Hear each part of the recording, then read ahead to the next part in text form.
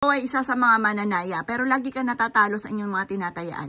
Ikaw ay lagi na lamang walang pera, or kaya po ay lagi ka lubog sa utang. Napakarami mo mga pangarap, pero hanggang ngayon ay pangarap pa lamang.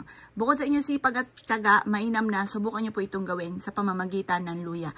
Marami nagpapatotoo po sa amin na gumawa po ng aming mga pampaswerte at napaka-epektibo mga bossing ko dahil mas gumaan daw po ang daloy ng swerte. Subukan niyo po itong gawin mga bossing. Kailangan lamang po natin ng panulat na kulay pula. Ito pa mga boss, kasi ang pula ay nagtatawag ng swerte at nagtataboy ng kamalasan. Isulat po natin dito yung amount na matagal nyo nang pinapangarap.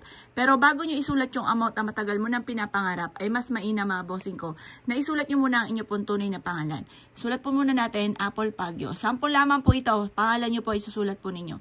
Magkakaroon ako ng maraming pera at hindi na ako muli mauubusan pa. Magkakaroon ako ng 7 billion.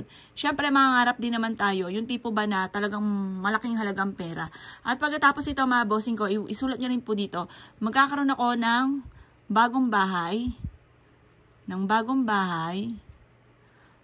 Tapos, kahit dito na po yung sumunod, dito natin susulat sa golden bawang. Magkakaroon ako ng bagong sasakyan, at ngayong taon ng 2025 ay magkakaroon ako ng 7 billion. Walang masamang mangarap mga bossing, kaya itodo-todo nyo na. Mag-wish na kayo dito, marami po yan, pwede ka pang mag-wish. Kaya damihan nyo na po or lakihan nyo na yung inyo pong luya. Ang dulot nitong golden luya ay kasaganahan. Ang luya ay nagtatawag ng swerte, nagtataboy ng kamalasan. Ito pa ay mabisang protection din sa mga kaaway. At ganoon din sa mga taong inggitero at inggitera. Kaya kung ikaw ay mananaya, nais ninyong lumebel up ang swerte lalo na sa pera, etong luyang itong tinuturo ko sa inyo, the best po ito. Ibibilad nyo lang siya sa sinag ng araw sa umaga. At pagkatapos, alas 8 ng umaga, kunin nyo na po siya.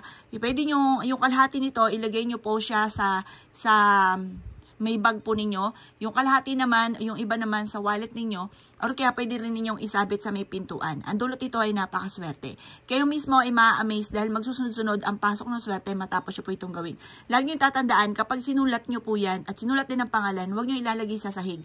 Dapat yan ay mga sinasabit sa matataas or kaya nilalagay sa bulsa, basta hindi siya pwede sa sahig. Subukan nyo po ito at napaka-epektibo po nito. Basta lagi kang positive kapag ginawa nyo to, lagi kang positive. Huwag kang mag-iisip ng mga nega kasi once ikay nag-iisip ng nega talaga ang mga nagaganap. Kaya kung gusto nyo ng mga magaganda, mga maganap sa inyo po mga bossing, subukan nyo po ito at napaka-epektibo po nito.